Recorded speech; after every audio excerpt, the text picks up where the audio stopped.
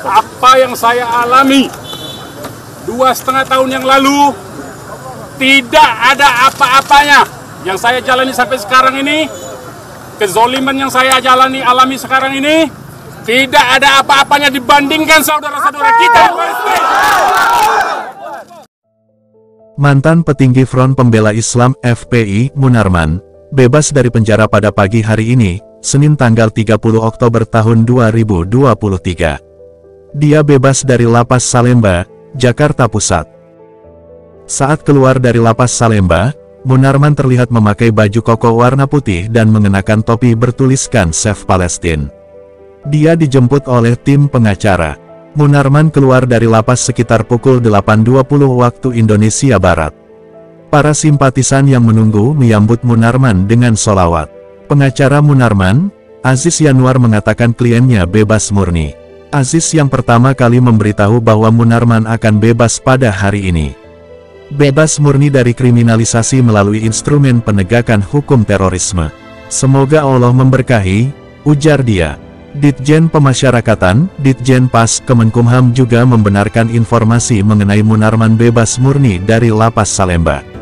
Pembebasan ini disebut sesuai dengan prosedur yang berlaku. Riwayat kasus: Munarman dijemput aparat kepolisian pada tanggal 27 April tahun 2021 lalu. Dia dijemput di rumahnya di perumahan Modern Hills, Pondok Cabe. Munarman dibawa untuk diproses hukum terkait kasus terorisme berupa pembayatan di Universitas Islam Negeri Jakarta, Medan, serta Makassar. Sejak itu, Munarman ditahan lalu dibawa ke proses persidangan. Sidang perdana digelar di Pengadilan Negeri Jakarta Timur pada tanggal 8 Desember tahun 2021. Munarman didakwa merencanakan atau menggerakkan orang lain untuk melakukan teror di sejumlah tempat.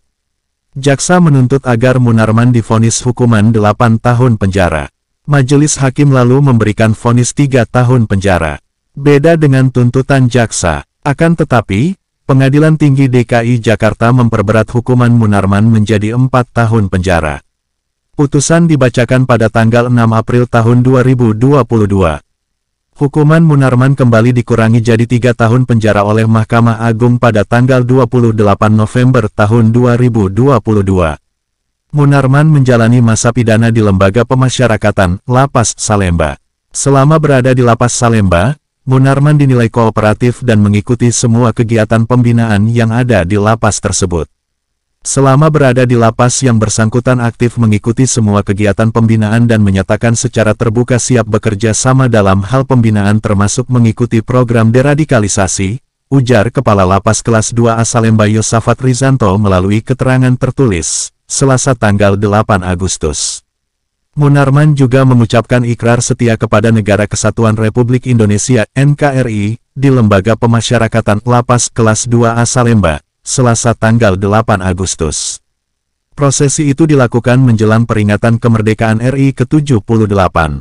Bahwa apa yang saya alami 2,5 tahun yang lalu tidak ada apa-apanya yang saya jalani sampai sekarang ini.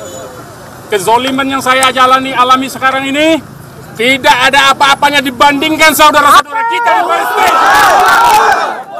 Saudara-saudara kita di Palestina sudah kehilangan bukan saja kebebasannya, tapi nyawanya, anaknya, bayi-bayinya, ibunya, bapaknya, semua keluarganya. Tidak ada air, tidak ada makanan, tidak ada listrik, tidak ada fasilitas kehidupan akibat teroris Israel, Zionis Israel laknatullah. Karena itu kita berikan dukungan kepada saudara-saudara kita di Palestina. Karena apa yang saya alami sekali lagi, tidak ada apa-apanya, bagaikan setitik debu yang saya alami ini. Alhamdulillah, saudara-saudara kita di Palestina mendapatkan ujian dan mendapatkan hadiah istimewa dari Allah Subhanahu wa Ta'ala.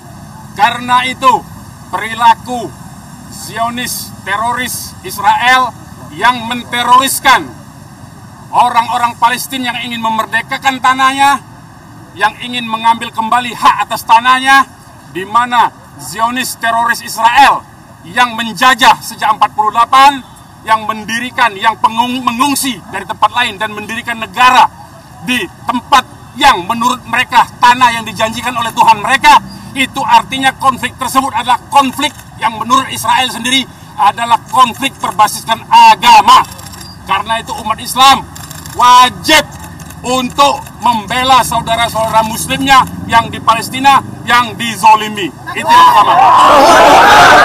Yang kedua, saya mendapatkan informasi A1, yaitu bahwa umat Islam dan ajaran Islam akan terus mendapatkan fitnah duhaimah. Ini informasi A1 dari Rasulullah SAW. Tidak pernah bohong Rasulullah SAW.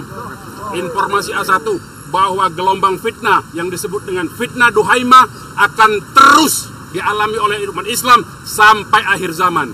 Dan semakin gencar gelombang fitnah itu tandanya umat Islam akan bangkit dan dia akan dimenangkan oleh Allah dan Al-Quds akan dibebaskan oleh Allah Subhanahu wa taala. Yang ketiga, saya mau sampaikan ya, Yang ketiga, saya mohon teman-teman media untuk tidak menjadi alat propaganda dari kelompok-kelompok kekuatan-kekuatan imperialisme, kekuatan-kekuatan Zionis ya.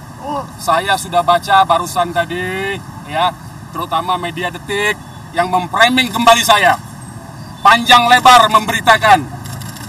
Detik ini ya, penulisnya saya ingat ya, penulisnya menceritakan panjang lebar bahwa saya tetap menggunakan framing tuduhan bahwa saya menggerakkan bahwa ada ditemukan bahan peledak TATP di markas FPI. Ini fitnah belaka. Di persidangan tidak ada terbukti itu semua. Fitnah. Di persidangan saya hanya dinyatakan tidak melaporkan ada satu peristiwa baiat. Padahal pada tahun 2015 baiat itu belum menjadi tindak pidana. Itu baru menjadi tindak pidana melalui Undang-Undang Nomor 5 tahun 2018. Jadi saya mohon sekali lagi teman-teman media untuk tidak menjadi alat propaganda ya, teroris-teroris ciptaan, teroris-teroris buatan dari kelompok-kelompok Zionis global maupun Zionis pesek, Zionis Irang yang ada di sini. Saya mau tegaskan itu. Dan insya Allah umat Islam tidak akan menyerah walaupun difitnah, karena kata Rasulullah semakin banyak difitnah itu tandanya umat Islam akan menuju kemenangannya. Amin. Semakin umat Islam menderita itu artinya pertolongan Allah semakin dekat. Amin. Ya. Dan kita doakan semua saudara-saudara kita di Palestina, Allahumma ansur ikhwanal muslimin wal mujahidin fi Filistin. Allahumma ansur ikhwanal muslimin wal mujahidin fi Filistin. Allahumma ansur ikhwanal muslimin wal mujahidin fi Filistin. Saya hanya bisa mendoakan saat ini untuk saudara-saudara kita di sana. Hasbunallah wa ni'mal wakil, ni'mal mawla wa ni'man nasir. Allahu akbar. Allahu akbar.